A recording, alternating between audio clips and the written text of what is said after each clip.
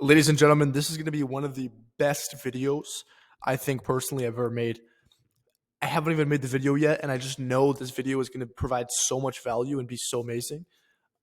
Why, you may ask? Because my entire company was built off of this literally one principle, and I came across this principle 2 days ago. One of my mentors pointed this out to me, brought it up to me. I was like, "What?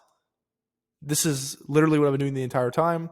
Um, and I kind of just became cognizant of it. I just downloaded the data set, which I'm going to share with you guys today. So for those of you that don't know me, my name is Ashton Hunter. Um, I do cool stuff. I help people with stuff. Let's jump into it. So I use this principle subconsciously to scale to 15K a week. And I'm going to show you how I did that. So what a lot of people will do, and what a lot of people traditionally will do, and even my mentor, if you guys know who Sam Ovens is, he talks a lot about this. Would definitely recommend everyone to go check out Sam Ovens. He's on YouTube. He's the founder of school.com. But a lot of companies traditionally before started with something like this. So make a product, have a concept, make the product or service. They would test the product or service, and then they would launch it. That's the old way, right? This is like the get the idea in the shower and then launch it method, right? Doesn't work so well, right? Because it overlooks one simple thing: customer and market development. They have no concept of customer. They're saving the customer for the end, right? Let me build all this. Let me build, systematize. And then, let's get the customers after everything's built. In theory, it makes sense because you need clients to step into something, but there's a lot better ways to do this where you're going to be able to iterate quicker and get that product better quicker, right?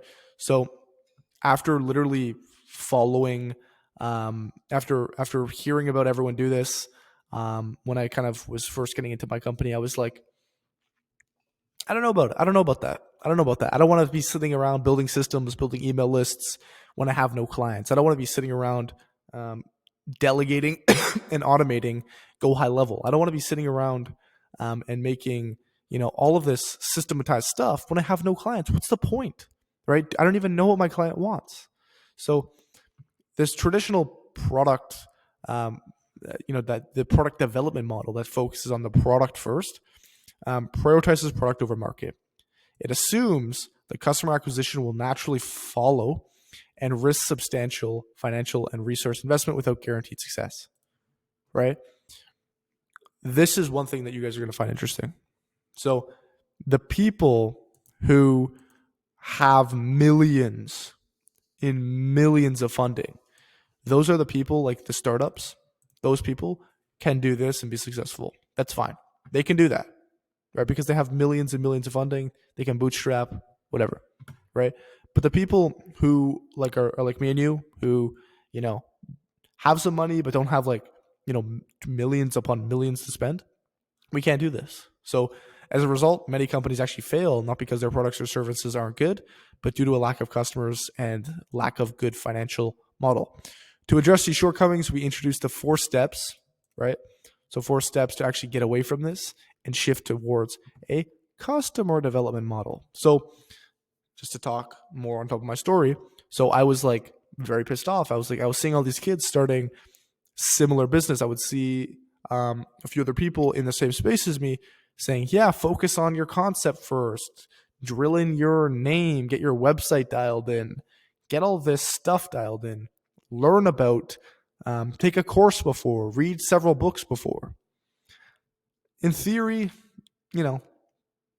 sounds good, but it isn't. So what I did is I was like, okay, F that. What I'm going to do is I'm going to get clients. And if I'm able to get clients, then I can actually figure it out once I actually have them. So I prioritized action and I prioritized speed. So what I did is I just identified who I'm going to target. I'm like, okay, this is the person. This is the this is the niche that I'm going to target, the niche. And the problem, I'm solving is not worth nothing. It's worth something. It's helping them with something. For me, it was client acquisition. So along the same lines of what I'm helping people with now. This involves testing your hypothesis about your niche, problem, product or service by directly engaging with the market. So what I was doing is I was taking this. So I was like, okay, gyms, okay, fitness companies, right? I'm going to help you get more clients, right? So I would take some thesis that I had about that, and then I would hit the phones. I would call people. I would cold call people. And what that led to is me either getting validated or pooed on. Me getting, hey, yeah, this is good. Let's book a meeting. Or, hey, get the hell away from me, right? And I would stay a lot, if you take a look at this, I would stay a lot in the phase of customer discovery, identifying niche, and then validation, and then just like staying here, right? And it took me about 6 months, 6 months, to actually get to customer creation if you actually take a look at this, right? So I was just taking my thesis, ramming it with cold calls, testing it, wasn't working so good, going back to the drawing board, trying it again, wasn't working so good, but it worked a little better, doing it until I actually landed a client, right? So if your sales aren't good, it's most likely this.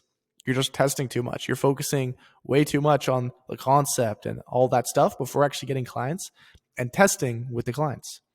A very good method, right, of understanding if your offer is good is your sales, right? And this has nothing to do with your offer. This is just like, here's a concept, here's like my product, right?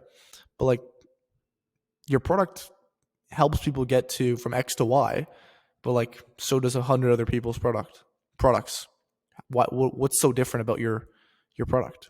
Probably not much. That's why you have to use an offer and start with customers. So if you think that customers are always going to be there, they're not. If you take your foot off the pedal, they stop coming, right? You always have to be on top of it. So once you get to this customer creation phase and like getting clients, trying it, it's failing, then it works, then you get a client, right? That took me 6 months to do, 6 freaking months to get my first client. After you do that, then you build the infrastructure, right? And then the same thing that happened here happens here. Think about it. Once you get multiple clients, right?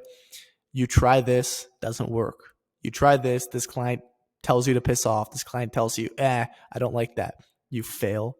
And then you try a company building method that actually works, right? You try a company building method that's like crazy good, right? That just gets crazy results. And then you have your fulfillment dialed in. And then once you have your fulfillment dialed in, then once you get new clients, this entire process is seamless. And then you can start delegating it out to other people. Hiring people here, hiring a manager, right? And then it's just automated. So how do you apply this to your business? So this is like the step-by-step process. Pretty straightforward. Number one, you're gonna obviously discover who your niche is, what you're helping them with, the problem you're helping them with.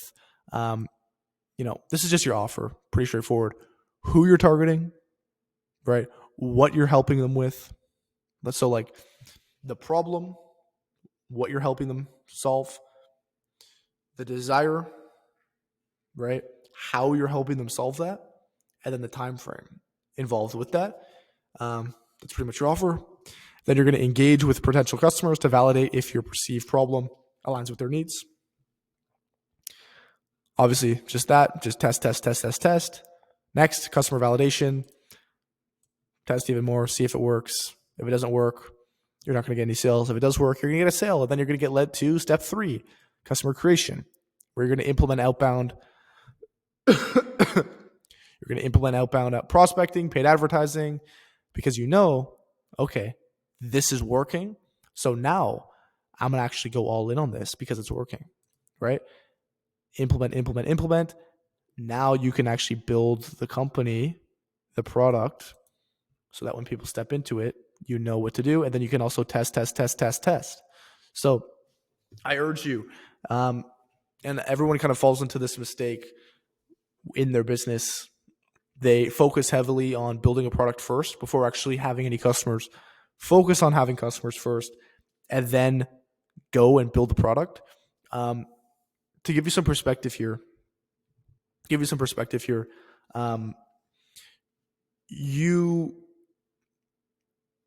a lot of people may make the argument that obviously you need some sort of product or service, right? What I would recommend is when you onboard that first person or when you onboard those first few people, right? You're obviously going to have an idea about what you're helping them with because, you're pitching it to them and you sold them on it. But schedule an onboarding call, right?